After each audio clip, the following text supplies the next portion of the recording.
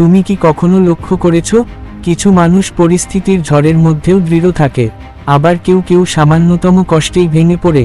কেন এমন হয়? আসল পার্থক্য পরিস্থিতির মধ্যে নয়, এটি মনের শক্তির মধ্যে।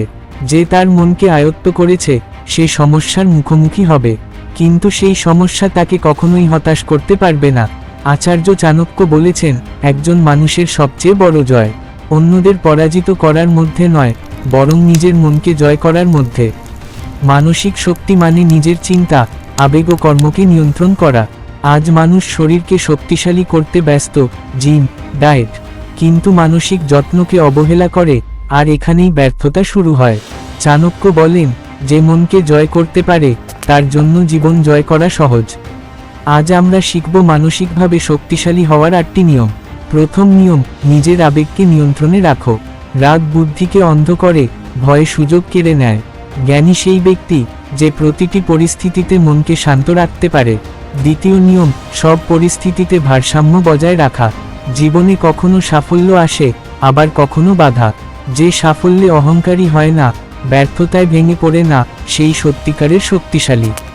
তৃতীয় নিয়ম, অন্যদের মতামতের ঊর্ধ্বে উঠে ভাবতে শেখো। সবাইকে খুশি করতে গেলে তুমি নিজেকেই হারাবে।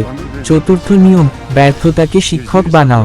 ব্যর্থতা বলে না তুমি শেষ, এটি বলে তুমি আরও ভালো হতে পারো। পঞ্চম নিয়ম, শৃঙ্খলাকে অভ্যাসে পরিণত করো। শৃঙ্খলা ছাড়া স্বপ্ন কখনো বাস্তব হয় না। ষষ্ঠ নিয়ম, নেতিবাচক মানুষের সঙ্গ এড়িয়ে চলো। তুমি যাদের সঙ্গে থাকো, ধীরে ধীরে তাদের মতোই হয়ে যাও। সপ্তম নিয়ম, নিজের চিন্তার প্রতি সচেতন হও।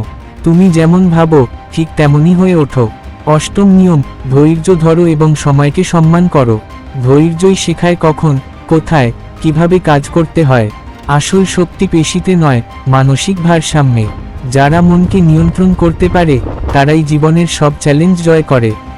ভিডিওটি ভালো লাগলে লাইক দিন, মতামত জানান এবং চ্যানেলটি সাবস্ক্রাইব করুন।